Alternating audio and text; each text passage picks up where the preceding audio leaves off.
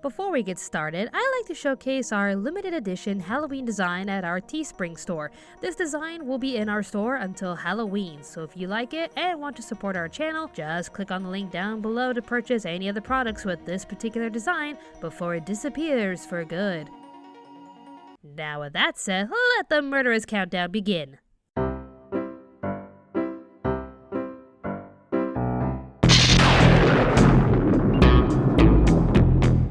Our topic from last Halloween's top 10 list covered the most horrific ways any character could die in anime. While in some cases we wouldn't want these deaths to happen to anyone, there are a few exceptions depending on who the character is and how we feel when they die. When you watch a character so despicable, cruel, and inhumane receive a death so gratifyingly fitting, you know there's a compelling story there when you feel joy when they die. Hardly any sympathy is thrown at these characters for everything they've done to others, so when they meet their end, we can't help but feel satisfied.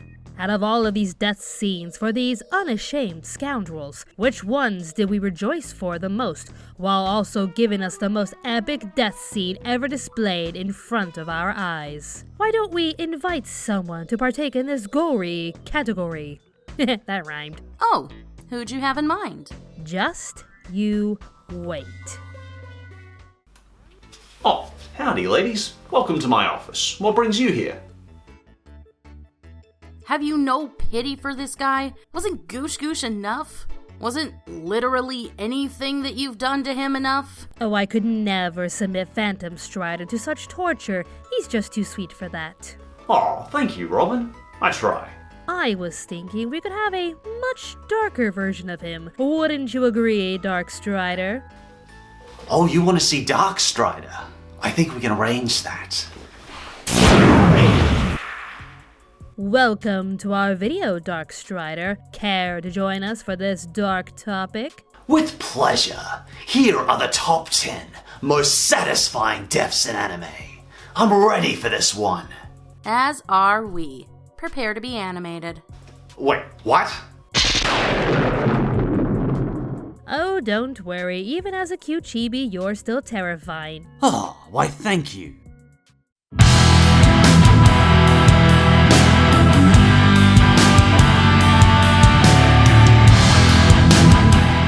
Number 10.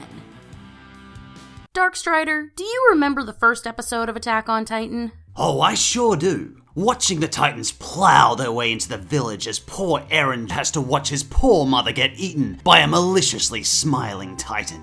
That's right. Now, what if I told you that that very Titan receives a very painful and glorious death for all of us to witness? Sounds like sweet revenge. At this point, Eren can't seem to transform and is in a desperate situation. Standing his ground, he vows to protect Mikasa while keeping true to his word. Kill all Titans. In a move I'm sure he thought would be his final one, he throws a punch at the very Titan that killed his mother, only for something rather peculiar to happen. The punch he threw turns into a signal being sent to other Titans in the area. They stop whatever they're doing just to swarm in and rip the smiling Titan to pieces. This is a show-stopping moment, as Eren not only discovers a new ability within himself, but also watches that horrifying Titan get torn and eaten by his own kind, while still having that bizarre grin on its face. A gruesome way to go, but its death is most fitting for this turn of events.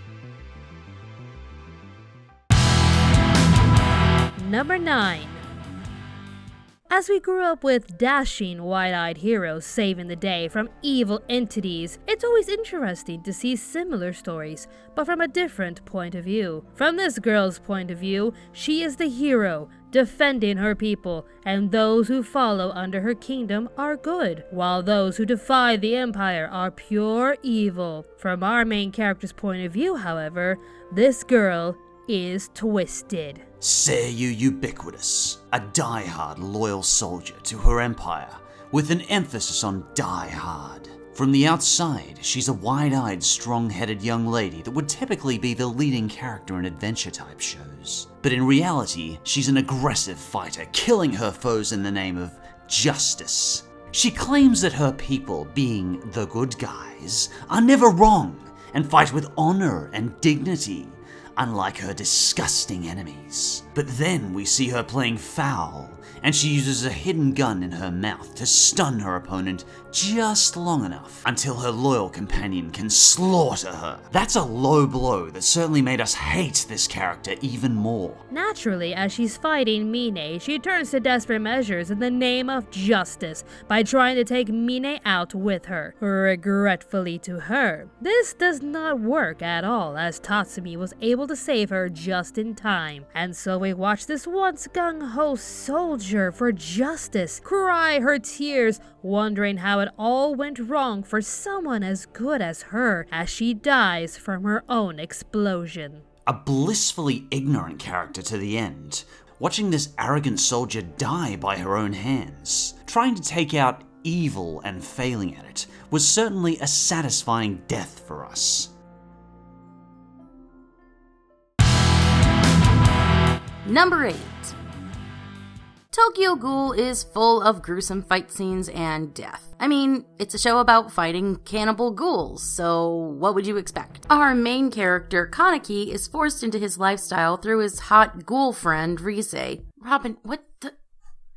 Why did you type that? Only for the two of them to be crushed under some construction pillars, which leads to doctors taking Rise's organs and placing them inside Kaneki. Because that's how science works. Meanwhile, the leader of the Ogiri tree wants to bring Rise, or whomever smells like her, to their ward. So their members track down Kaneki and bring him to join their group. Once he accepts their proposal to protect his friends, Jason steps in and treats Kaneki like his new toy. As he's tied to a chair and force-fed a serum suppressing his ghoul side, Jason proceeds to torture Kaneki by snipping off his toes and fingers. Even then, Jason can't break Kaneki mentally just yet. He has to turn to more desperate measures by making Kaneki choose between two people, who to kill and who to spare. Kaneki can't choose, so Jason just kills both of them to get into Kaneki's head even more. This move not only affects Kaneki's breaking point, but actually pushes him to accept his ghoul side. It's at this moment we see Kaneki transform from a scared victim into a damaged soul ready for his vengeance. Despite Jason's efforts, Kaneki swiftly fights back in the most thrilling fight scene in this series thus far. Kaneki accepting his new destiny turned him into a demon Jason could never comprehend. Slowly, painfully, and sadistically, we watch Kaneki pin Jason down after a good fight, ready to devour his torturer. A painful yet fitting end for this psycho, thinking he could get away with making other people his playthings. Number 7. Darkstrider. You ever meet a villain so annoying that their death satisfies you because they're finally dead? Oh, there's only one name that comes to mind with that description. Naraku from Inuyasha. No matter what our heroes do, Naraku would always find a way to escape their attacks while also making their lives even more insufferable. Oh, are you going to use Wind Tunnel, Miroku? Well, how about some bees? Don't like me making more extensions of myself for you to fight? Have a few more. It seemed like a never-ending struggle for our heroes who just want to get this whole ordeal over and done with. To which then his death battle matched the pure essence of his character. That which being, he just couldn't quit. While taking full control of the Shikon Jewel, he was able to split our heroes up while trying to drain their spirits physically and mentally. But even as our heroes defy the odds to finally approach their most hated enemy, Naraku then fuses with the Shikon Jewel. With the perfect aim, Kagome finally takes down Naraku by striking the Shikon Jewel, the only source keeping him alive. And still, the Shikon Jewel manages to use Naraku to make a wish to steal Kagome into the jewel itself. If somehow Kagome uses the jewel to try and escape the darkness, she would have been in a never-ending fight with Naraku for all of eternity. Of course. Thankfully, this doesn't happen as Kagome's heart lures Inuyasha to her location, thus giving her the right wish to totally destroy the jewel for good, while also putting Naraku to rest. While his death was a bit more complicated and not as gory or exhilarating as others, I think what makes this death and conclusion so satisfying is Well, how does Kagome put it? It's over now. Yeah. It's over. And there you have it. After so many attempts to escape and making everyone's lives so miserable for so long, it was all finally over. Thank Jeebus. Number 6.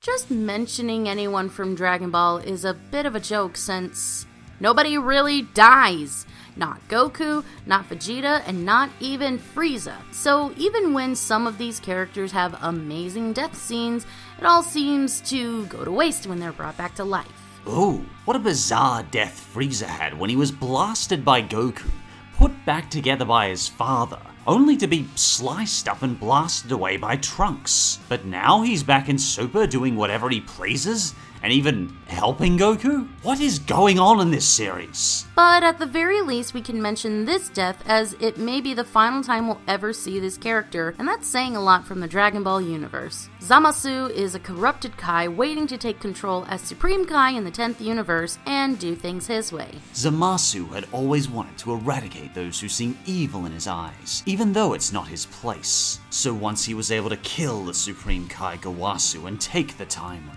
he was able to use the Super Dragon Balls to gain immortality, create a darker version of Goku known as Goku Black, and started to destroy all of humankind. Goku, Vegeta, and the Supreme Kai of Universe 7 head into the future to help future Trunks in taking down his obnoxious opponent. Even when all hope seemed to dwindle, the world began to give up their energy so that Trunks could have a serious advantage, taking down Zamasu. And in true Trunks style, he slices him up into 2 pieces. He really has a thing for that, doesn't he? It was a meaningful death, as Zamasu believed in eradicating corruptible beings in order to make perfect ones with a strong sense of justice. And yet, the very element that takes him out is all living beings, whether perfect or not, coming together, taking a stand towards this monster who'd easily wipe them out. But then our heroes travel back to their present to stop Zamasu right before he's able to start, and it's amazing. Just milliseconds before he makes the strike, Zamasu is stopped in his tracks while having his plans foiled. Not liking his god complex, Beerus himself decides to literally erase Zamasu's existence. It's one thing for a villain to die only to have the Dragon Balls or something bring them back. But this is a god erasing an entity from ever existing. It was satisfying to watch this arrogant person die twice, but to see such a malevolence being wiped from existence in the Dragon Ball universe is just all the more satisfying.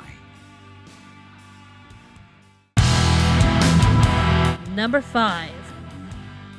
So even though I mentioned this death in top 10 most horrifying ways to die, this is still a satisfying death for a character so despicable and cruel. Clementine from Overlord is a mad woman to say the least. She takes pleasure in killing any opponent she can get her hands on, especially adventurers, whether it's swiftly tactical or painfully slow.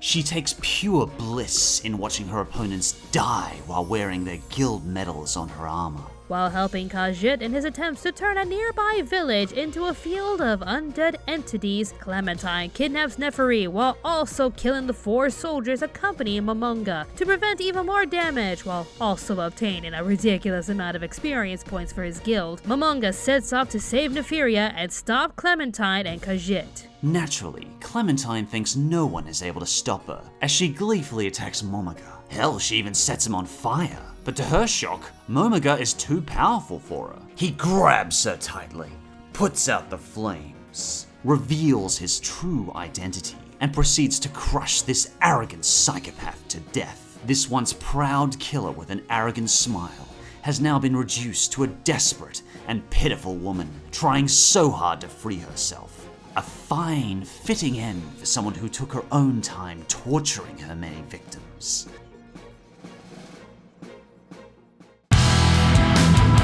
Number 4. This was a tough choice for us, as the death scene can be a bit sad, but given the context of the character in question, we felt it had to be put on the list. Envy from Fullmetal Alchemist. While their death was very emotional, We must never forget what an egotistical monster Envy was. They hated humans and did everything they could to make humans suffer. They won't just kill you though. Sometimes they'll push your mentality to the breaking point. That or even killing you in the most sadistic way possible. I mean, they killed Hughes by turning his wife and shooting him. That's just so low. But even when Mustang discovers this truth and wants to kill the murderer of his best friend, he is stopped by the others in order to calm him down. In their last attempt, Envy tries to bring up everyone's dark past while trying to convince them to kill each other, but it doesn't work. How could you four hope to team up? You're way beyond the point of kissing and making up. Right, Dipsqueak? Right, Hawkeye? Mustang? Scar? Envy can't understand why humans can be so forgiving and pathetic when it turns out Envy was jealous of them. Envy hates how humans can put aside their differences and work together and work for each other as friends. That Envy's honestly jealous of them. Feeling utterly disgraced by everyone's sympathy, Envy takes out his Philosopher's Stone and crushes it, thus ending his life. For such a gargantuan monster with the biggest ego to be dwindled down to a crying parasite is a bit sad, but is amazingly fitting for a terrifying character like Envy.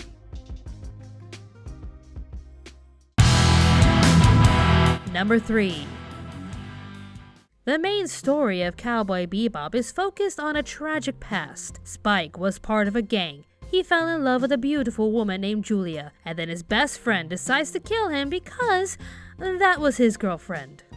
Whoops. While some would argue that this wasn't necessarily a satisfying death, considering how both opponents fell, consider the setup at hand. Vicious always fought unfairly. Even in the first episode where we meet him, he's supposed to have a one-on-one fight with Spike, only for it to be a trap. Even then, Spike is able to wipe out his group and make a valid effort in killing Vicious. I mean, if he's gonna be cheap, let's just even the score, shall we? Towards the end of the series, Vicious has become the head of his syndicate and has given orders to kill both Spike and Julia. It's not him who gets to take out his best friend and former girlfriend, but his lackeys.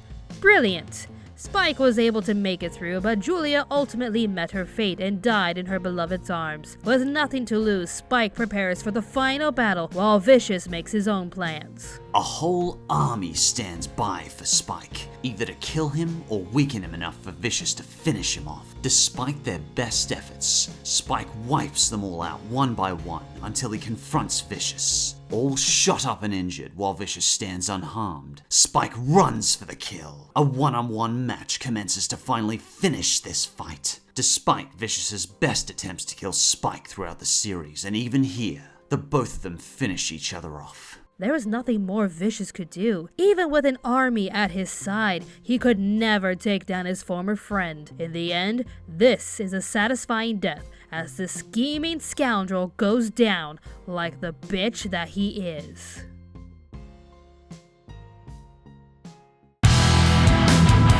Number 2. Even with the changing times, there's one category of people that have stuck with us no matter how tolerant we and smarter people have become. Bullies. They're everywhere. There's stories of bullies in the past and the present. You'd think that by watching stories about heroes overcoming their bullies or watching bullies die in horrific ways could at least teach them something, but sadly, no. This choice seems a bit abnormal as we're considering the deaths of these children to be satisfying, but given the context, it's no wonder these characters snap, and quite literally. Lucy and other Diclonuses from Elfen Lied were constantly bullied because of their hair and ears. Even in the orphanage, Lucy was constantly bullied by her caretakers and other children. Despite all of the bullying, she did nothing to stop it, and just kept moving forward. One day, she finds a puppy. She loved the puppy and was finally happy, but knew that she had to keep it a secret from everyone who kept tormenting her. Only one other person knew, and she swore not to tell anyone.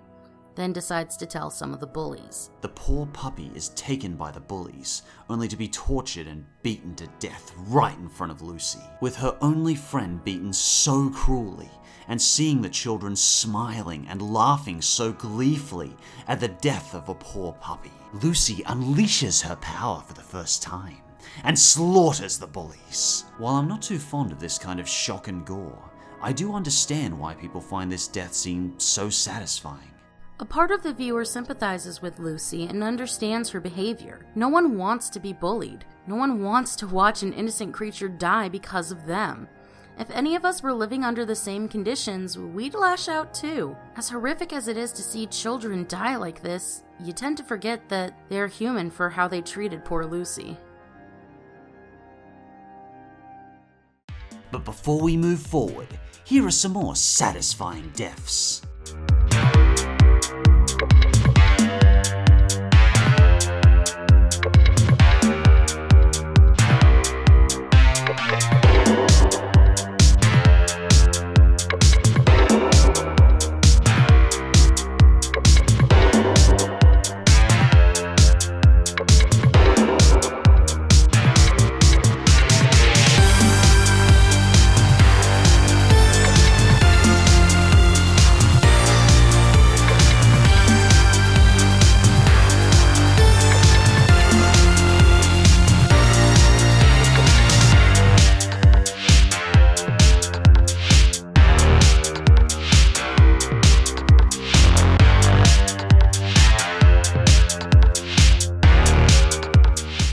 Number 1 most satisfying death in anime is... Alright, I can understand if the last one left a bad taste in your mouth. Yeah, I'll say. But don't you worry, I've saved an incredible one for the top slot. It is a death so satisfyingly awesome that it got the most amount of suggestions from the audience, from the build-up to the payoff. This death scene is not only satisfying, but it's also a badass one to ever witness. Oh, now you've got me excited.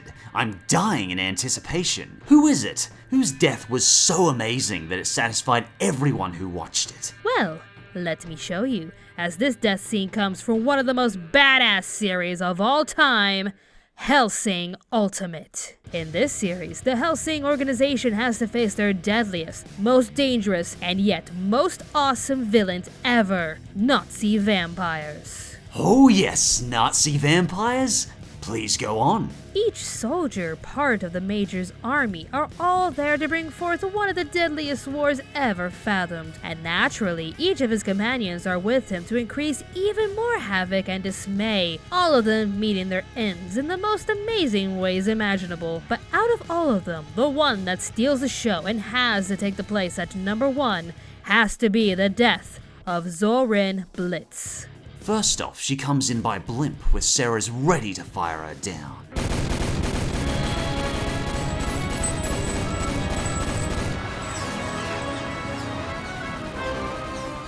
Now that's a lot of firepower. But as she makes her attack at the Hellsing organization, Zorin uses her ability to manipulate the minds of her opponents. This causes Sarah's group to panic and dwindle in numbers. Despite their efforts, Sarah's and her mercenary allies are being slaughtered. Sarah's loses her eyes and her left arm, while the only man who ever loved her, named Pip, is killed in action. Outraged by this horrifying woman, Ceres finally transforms fully into her vampiric state by drinking Pip's blood and giving us the ultimate showdown. Zorin tries to use her mind trap, only for Ceres' aura to tear it all down. The two of them start to slash at each other, with Ceres not being fazed by her attacks. In a desperate last effort, Zorin tries to dig into Ceres' memory to make her relive her darkest moments, only for Pip's memories to block her path. And then to top it all off, Schrödinger steps in to give her a goodbye speech from the Major, basically telling her she did well, but we have no room for failures here. And it's at this moment where Sarah grabs Zorin's head and proceeds to smash and drag her along the walls until her head has been wiped away clean. And of course, Sarah's commentary only makes this whole scene even better. How does it feel having someone with your head? How does it feel, you bitch? Now this is a fitting end for a headstrong follower to use cheap mind games to gain victory. It's only fair for her opponent to mess with her head. Literally, this whole fight between Zorin and Ceres is such an amazing one from beginning to end. Despite her arrogant attempts and cheap tactics, this extreme Nazi was taken down in the most cruel yet amazing way for someone who's had enough of her nonsense. With all of that in mind, we have to agree with a lot of you and declare the death of Zoran Blitz as the most satisfying death in anime.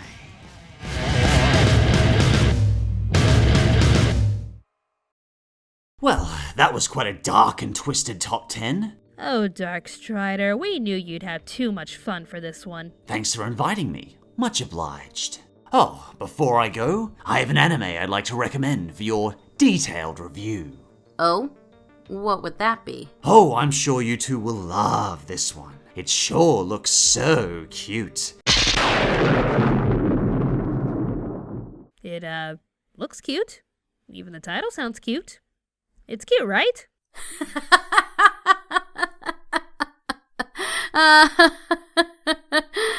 Yeah, don't count on it.